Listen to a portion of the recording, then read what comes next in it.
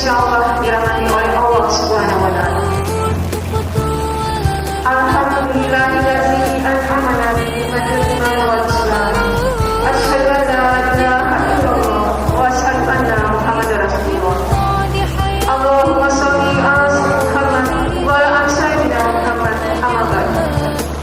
Segala puji kita panjatkan kehadirat Allah Subhanahu wa Ta'ala atas berkat rahmat, iman dan Islam. Karena pada hari ini tanggal 20 April di tahun 2022 bertempat di Masjid Al-Falah, kita bisa hadir dalam acara Safari Ramadan Umi Piknik bersama Moms Al-Falah. Salawat serta salam semoga tetap tercurah kepada junjungan kita Nabi besar Muhammad Shallallahu Alaihi Wasallam dan keluarganya, para sahabatnya, dan kepada kita sekalian selaku umatnya, insyaallah. Jamaah yang insyaallah dirahmati oleh Allah Subhanahu wa Ta'ala. Seperti tema kita pada hari ini, yaitu peran wanita muslimah dalam mendidik keluarga.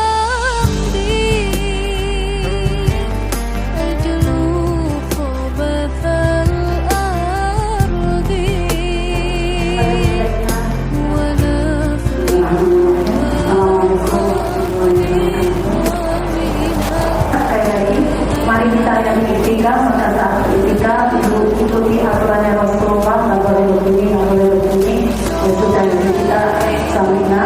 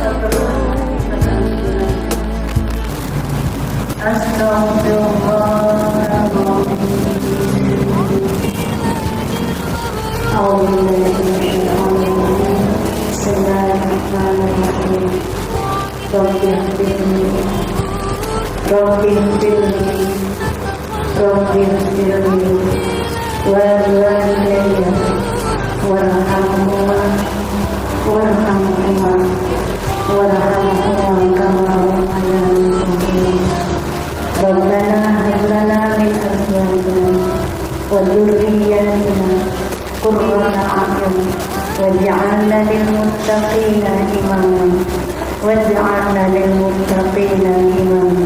Jadikan kami ya Allah menjadi wanita-wanita penghuni surga.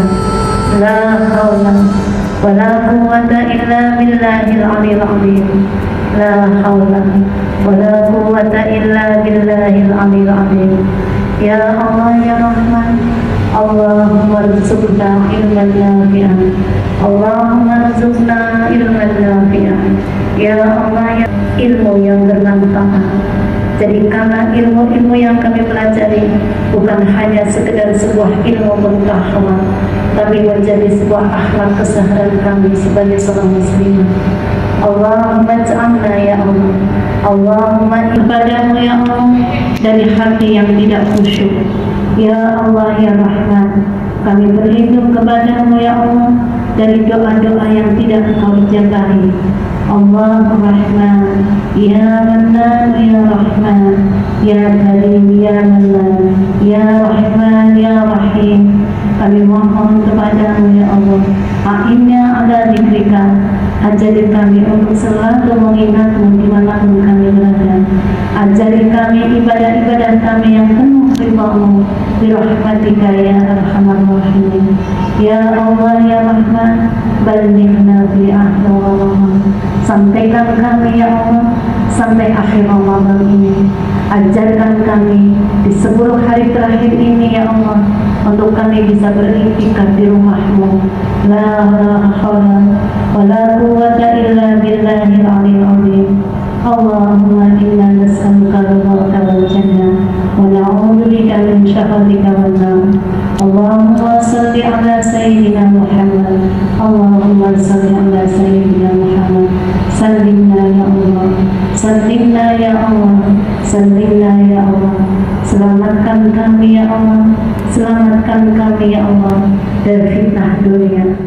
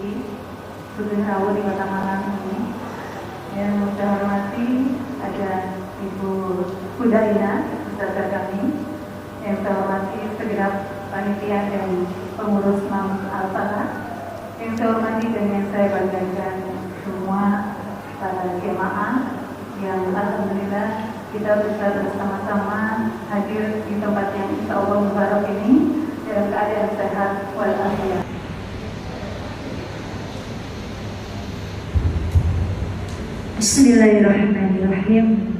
Assalamualaikum warahmatullahi wabarakatuh. Asyhadu an la ilaha illallah wa asyhadu anna Muhammadar Rasulullah. A'udzu billahi minasy syaithanir rajim. Inna lillahi wa inna ilaihi raji'un. La haula wa la quwwata illa billahil aliyyil azim.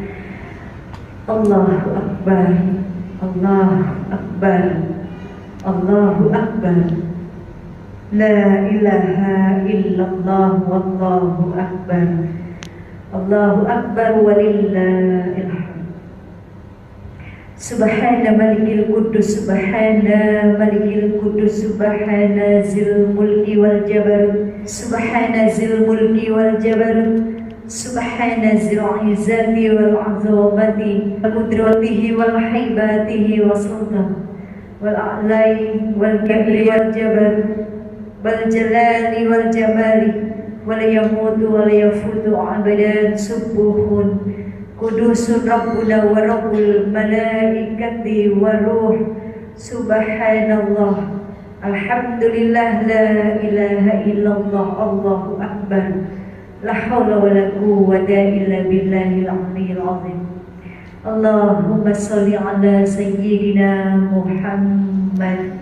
Allahumma shalli ala sayyidina wa habibina wa syafiina wa maulana Muhammadin wa ala alihi wa sahbihi ajma'in. Rabbi israh li sadri wa yassir li amri wahlul 'uqdatam min lisani yafqahu qawli. Amma ba'du. Alhamdulillah, summa alhamdulillah, segala puji hanya milik Allah. Allahul ladzi la ilaha illa huwal alimul ghaibi wasyahadati war rahmanur rahim. Dialah Allah, tidak ada Tuhan selain Dia, yang maha mengetahui yang gaib, yang tak tampak oleh diri kita. Allah maha mengetahui keadaan isi hati kita. Allah maha mengetahui amal-amal diri kita. Dialah Allah yang maha mengasih, yang kasihnya tak pilih kasih, siapapun dikasihi oleh Allah. Yang maha penyayang, yang mengutus baginda Nabi Muhammad SAW untuk turun ke muka bumi ini menyebarkan kasih sayang. Wa ma arsalnaka illa rahmatan lil alamin. Aku utus engkau, ya Muhammad, di muka bumi ini untuk menyebarkan rahmat, kasih sayang. Allah yang maha mengetahui keadaan diri kita. Yang tahu diri kita itu kita. Juga Allah. Orang lain gak ada yang tahu, betul. Apalagi isi hati kita. Pernah saya nggak tahu di sini isi hati ibu semuanya, teman-teman semuanya, ibu juga nggak tahu isi hati saya, tetapi Allah Maha mengetahui keadaan isi hati kita. Yang paling penting adalah yang harus kita pahami, ibadah segala sesuatunya harus dengan hati. Kenapa? Allahumma sholli berkah Allah di bulan Ramadan. Ya, insya Allah diguyur dengan hujan, banyak doa, banyak hajat, insya Allah. Kenapa ibadah segala sesuatunya dengan hati? Bagaimana ibadah kita bisa sampai kepada Allah yang memiliki hati? Kalau hati kita sendiri tidak kita kelola, kalau hati kita sendiri banyak sekali penyakit-penyakit hatinya. Karena hati itu adalah wadah, tempat, hati tempat, wadah untuk menampung. Dan Allah saat ingin memberikan hidayah kepada kita, Allah ingin memberikan rahmatnya kepada kita, Allah lihat dulu keadaan isi hatinya, Allah lihat dulu wadahnya, tempatnya. Kalau saya mau minum, mau minta minum nih, tapi wadah saya, gelas saya kotor banget, gak mungkin yang mau ngasih minum mau nuangin airnya. Umi gelasnya kotor banget, punten diganti aja dulu gelasnya, atau dibersihin dulu. Masuk akal gak? Masuk akal gak kira-kira? Maka dalam mendidik anak-anak seorang muslimah, kita posisikan diri kita sebagai seorang istri terlebih dahulu. Sebagai seorang istri, bagaimana tugas istri? Samina wa ta'na. Kami dengar, kami taat. Mau bagaimana karakter suaminya? Belajarlah dari para wanita penghuni surga. 4 wanita yang sudah dijamin masuk surga. Bagaimana Siti Asyah, istri Fir'aun? Ibu-ibu suaminya kayak Fir'aun gak? Belum kayak Fir'aun kan? Dan jangan sampai kayak Fir'aun. Lihat, suaminya masih baik, masih ngasih uang ke ibu. Maka tugasnya apa? Tetap taat. Tapi mungkin suami saya gak pernah sholat, doain. Suami saya gak pernah sholat, boleh gak saya minta cerai? Itu gak boleh. Yang kasih hidayah bukan ibu, yang kasih hidayah Allah. Suaminya gak pernah sholat, doain. Diingetin masih gak bisa, minta sama Allah. Ibu tahu, doa satu wanita solehah, doanya perbandingannya dengan doa 70 wali. Doanya satu wanita solehah perbandingannya dengan doa 70 wali. Maka doa, senjatanya kaum muslimin itu doa. Maka doakan doa. Tugas kita tetap samina wa ta'na. Kami dengar, kami taat. Tetapi taat dalam hal baik, tidak ada ketaatan dalam kemaksiatan. Maksiat yang saya lakukan, ada nggak dari lisan saya yang menyakiti melukai hati orang lain, ya Allah, dengan lisan saya ada nggak, ya Allah?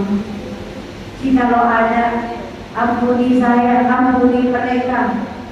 Sejahterakan mereka, muliakan, doakan. Berdoa untuk orang lain.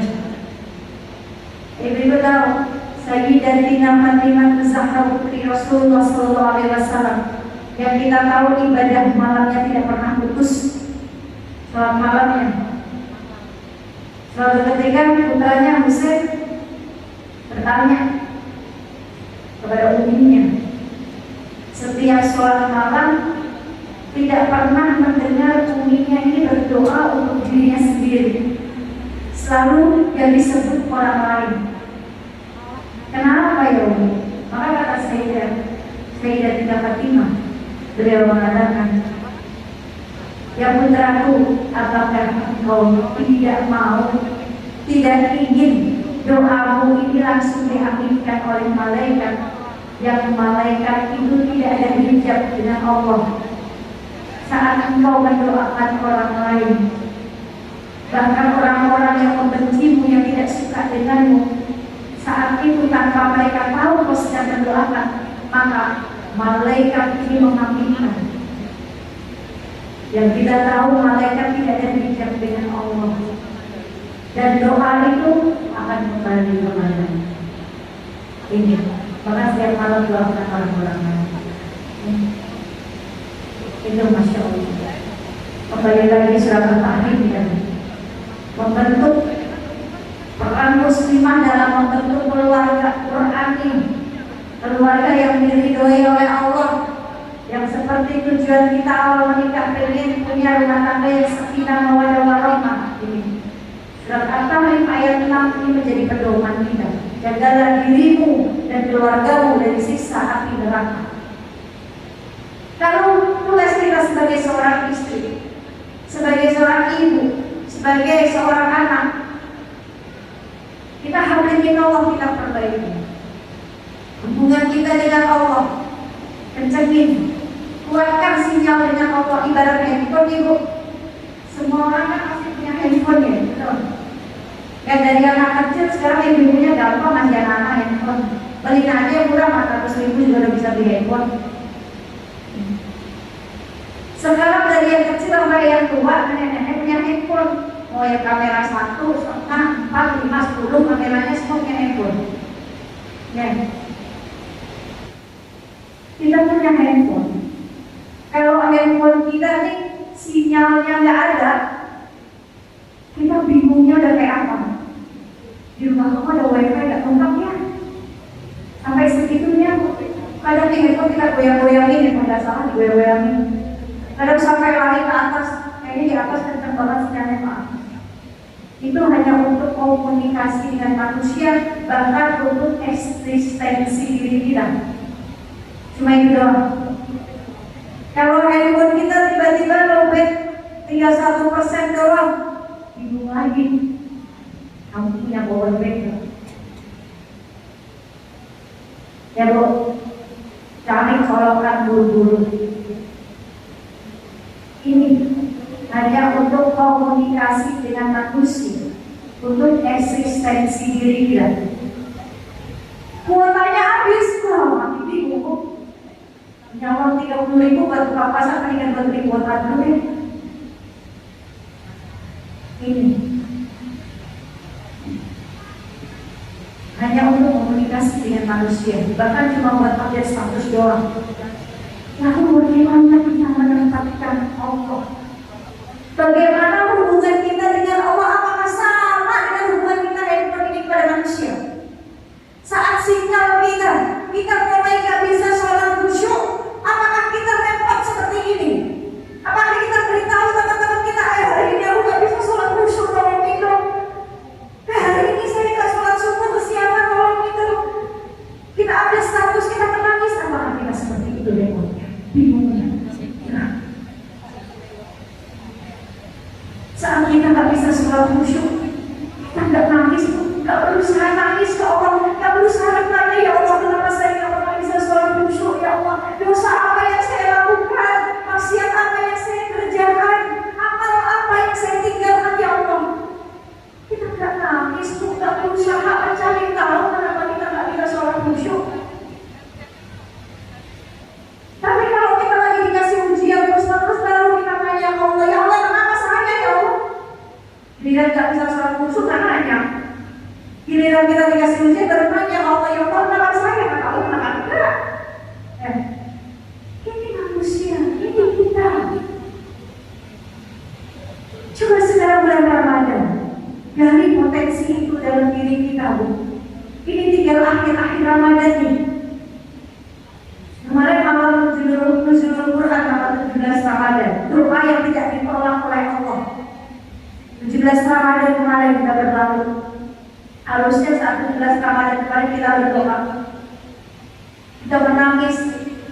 Bahkan bukan hanya malam Nuzulul Quran saja. 17 Ramadan menjadi malam perang Badar, di mana Rasulullah SAW menangis, berdoa, meminta, mengibau kepada Allah supaya dimenangkan dalam perang Badar. Malam 17 kemarin. Maka malam 17 kemarin kita bertanya soal Badar, tawasul para syuhada Badar, dan doanya tidak ditolak lagi. Masih ada lagi. Nanti ada malam Lailatul Qadar. Jangan kita sampai lemah. Mulai nanti malam terus sampai di akhir. Sampai di akhir ini kita jangan lemah. Kadang ini yang salah. Di akhir-akhir Ramadan, masjidnya jadi mulai kosong. Dari mulai beberapa saat tinggal 2 saat, tinggal beberapa deret doang. Yang penuh di mana, Bu? Yang penuh di mana kira-kira? Di mall. Pada repot cari baju, pada repot foto barang segala macamnya. Di sini salahnya kita. Padahal di akhir-akhir Ramadan inilah Allah memilih siapa hambamu yang pantas jadi juara. Kita sedang perlombaan semuanya nih, Bu. Siapa yang berhak kata Allah yang mendapatkan Lailatul Qadar? Ibarat seorang pegawai bekerja, upahnya dikasihnya di akhir, THR-nya di akhir dikasihnya. Begitu juga kita sedang berlomba nih. Allah memberikannya di akhir. Dilihat nih nanti nih, dari awal sampai akhir semakin merosotkan ibadahnya. Aku semakin kencang. Rasulullah SAW 20 terakhir Ramadan dia bangunkan para istri-istrinya, malam dipakai untuk beribadah. Semakin dikencangkan ibadahnya. Sayang, jangan sampai nanti keluar nih dari mulut kita, ya Allah, kok cepat banget ya. Baru kemarin puasa udah mau lebaran aja. Kita rasa belum kapan-kapan nih. Bukan Ramadannya yang cepat, Ramadannya memang cuma sebulan doang. Cuma kitanya yang mepet. Kita yang terlalu lama mengejar amalan kita sendiri. Makanya sayang, manfaatkan bulan Ramadan dengan sebaik-baiknya. Kembali lagi, kata tahdim tadi, jika ingin Allah kita baik, hubungan kita dengan Allah baik, kita selalu berkomunikasi baik dengan Allah, menjaga hak-haknya Allah, menjaga hukum-hukum Allah, ridho dengan apapun yang Allah tetapkan dalam kehidupan kita. Kita menyerahkan semuanya, menguatkan tauhidnya, tawakal kepada Allah, suami milik Allah, anak milik Allah, harta milik Allah. Karena kita mampu, kita akan ada risau akhirat anak-anak kita. Kalau anak kita nggak sholat, kita takut banget. Kalau anak kita mulai maksiat, kita takut banget. Walaupun 24 jam kita nggak bisa pantau anak-anak kita di luar. Tapi silahkan Allah, ya Allah, jaga anak-anak kita. Jauhkan dari maksiat, jauhkan dari sesuatu yang haram, lindungi. Doa serahkan semuanya kepada Allah. Tapi tugas kita, ibadah kita kencengin. Allah jaga kita. Kalau hablin Allah baik, insya Allah hablin anak kita baik. Kita mampu menjaga diri kita, menjaga anak-anak kita, mengingatkan akhirat mereka. Maka anak, istri, suami beramal agama semua dengan sempurna. Allah turunkan yang namanya sakinah, mawaddah, warahmah, mutmainnah, ketenangan jiwa. Ini kalau si suami juga baca ayat ini juga paham. Jagalah dirimu, para suami, jaga dirimu. Sebagai seorang pemimpin yang bertanggung jawabannya pada Allah. Hablin Allah yang perbaiki, kencengin ibadahnya Allah, kuatkan tauhidnya, istri milik Allah, anak milik Allah, pekerjaanmu milik Allah. Jangan kau sibukkan dirimu dengan dunia, lupa menafkahi akhirat istri dan anak-anakmu. Ingatkan juga. Lalu kalau suami yang milik Allahnya baik, pasti dia ada punya rasa takut, ada risau akhirat untuk istri dan anak-anaknya. Dia akan berusaha dengan tanggung jawabnya memberikan rumah di surga, membangunkan rumah di surga untuk keluarganya. Bukan hanya cuma bisa memberikan rumah di dunia, tapi dia punya tanggung jawab, punya cita-cita memberikan rumah di surga. Ini Bu, kita tuh cuma punya rumah di dunia buat apa Bu? Kita bangga dikasih suami rumah di dunia, istana mewah, tapi kita nggak punya istana di surga buat apa? Ya bakal kita tinggal di selamanya kok rumah di dunia.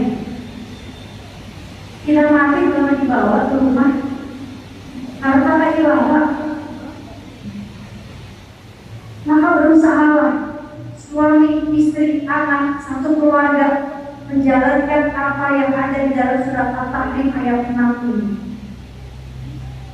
Kalau semuanya saling menjaga, seorang anak kalian yang masih pada punya orang tua, baca ayat ini, jagalah dirimu. Oh, diri saya sebagai seorang anak, apa yang harus saya jaga? Kuatkan diri Allah. Lalu tahu tugasnya, tugas seorang anak berbakti. Mau apapun karakter orang tuamu, mereka orang tua. Tugas berbakti. Jangan sampai mengucap kata atau membentak atau apapun. Ingat dulu saat kaki mungil kita, kaki mungil kita berada di rahim ibu kita, di kandungan ibu kita, kaki mungil kita tendang-tendang perut ibu kita sempat ditendang-tendang, dirasain tendangan itu senang banget, ya Allah, naik itu gak Bu? Senang. Tapi saat kita dilahirkan, bahkan suara tangisan kita itu memecah luka sakit ibu kita. Suara tangisan kita lagi dilahirin, keluar suara tangis itu rasa sakit hilang. Saat melahirin kita rasa sakit hilang. Kenapa? Ya Allah, anakku ada suaranya, senang menangis. Tapi saat kalian dibesarkan tanpa sadar di kaki, kalau lagi kesel, jalannya kenceng di hadapan orang tua kalian, menggores luka hati orang tua kalian. Ini bagaimana mana kaki kecil yang tendang-tendang di perut, yang sekarang justru berjalan keras saat dinasihati tidak suka. Dia kesal, dia berjalan kencang di hadapan ibunya, orang tuanya, menggores luka hati ibunya. Atau suara tangisan yang membuat menangis ibu kita waktu itu, tiba-tiba suara ibu berganti suara bentakan, suara keras di hadapan ibu kita, maka membuat tergores luka hati ibu kita. Maka tugas kalian saat memposisikan diri sebagai seorang anak, tunjukkan baktinya, bawa kesatuan dalam diri, bahwa surga ada di telapak kaki ibu. Al-Jannah dan model di rumah. Maka jika seorang istri, anak, suami, semuanya menjalankan apa yang ada di dalam surat At-Tahrim, maka Allah akan berikan keberkahan, Allah akan berikan keselamatan, bukan hanya di dunia, tetapi di akhirat. Ini peran kita, orang muslimah, dalam mendidik keluarga. Allah akan kasih sakinah mawaddah warahmah dan mutmainah, ketenangan jiwa, walaupun dalam rumah tangga kita hidup di dunia ini gak luput dari ujian. Semua pasti diuji. Ada orang tua yang diuji sama anaknya, punya anak keras kepala, itu ujian. Sengaja Allah kasih perantara melalui anak, supaya kita sebagai orang tua juga gak egois, juga punya rasa sabar yang luar biasa dalam mendidik anak-anak. Ada yang diuji punya suami, ada yang diuji dengan istrinya, ada yang diuji dengan iparnya, dengan menantunya, dengan mertuanya. Semua ujian, semua perantara dari Allah untuk mengukur rasa sabar kita, iman kita. Maka tugas kita tetap jalani ujian dengan baik. Karena Allah memberikan ujian itu pasti karena Allah tahu kita mampu. Kita mampu. Dan Allah tidak akan pernah memberikan semua itu, ujian itu di luar batas kemampuan kita. Dari kedifullah, langsung tidak bisa. Maka jalani, nikmati, kerjakan, tawakal, ridho, sabar. Udah itu aja. Bagaimana kita melihat mereka-mereka wanita-wanita yang sukses. Siti Asiyah dengan karakter suaminya Fir'aun yang seperti itu, dengan kezaliman Fir'aun, tetapi membuat Allah memilih dia menjadi wanita yang dijamin masuk surga. Kenapa? Karena dia tetap beriman. Bagaimanapun karakternya Fir'aun, dia tetap beriman kepada Allah. Dia takut kepada Allah, dia serahkan kepada Allah, berdoa kepada Allah.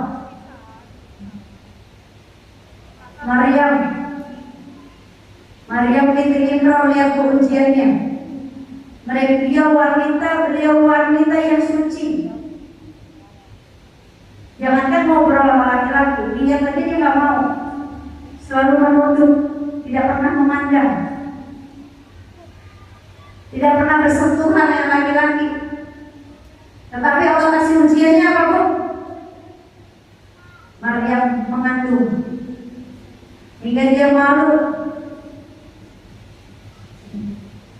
menghadapi orang-orang yang mencemoohnya. Tetapi dengan kesabarannya, dia tetap berdiam diri di mihrabnya. Dia tidak beriman kepada Allah. Dia perbaiki hubungannya dengan Allah. Dia minta kepada Allah. Dia tawakal kepada Allah. Dia tawakal kepada Allah. Apakah Allah akan menyanyiakan? Enggak. Lihat, Allah turunkan langsung makanan yang turun dari surga. Ini. Siapa lagi, Bu?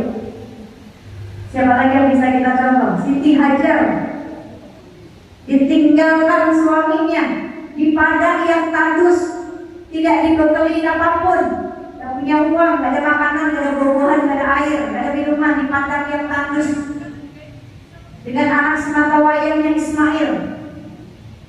Dan Siti Hajar bertanya kepada suaminya, apakah engkau meninggalkanku di sini atas perintah Allah?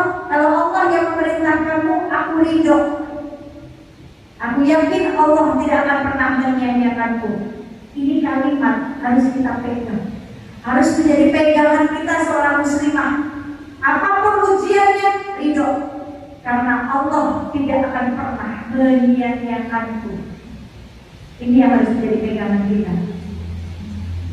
Bagaimana Siti Hajar berjalan dari Bukit Sofa menuju Bukit Marwah. Melihat Bukit Marwah seperti ada air karena Ismail kehausan.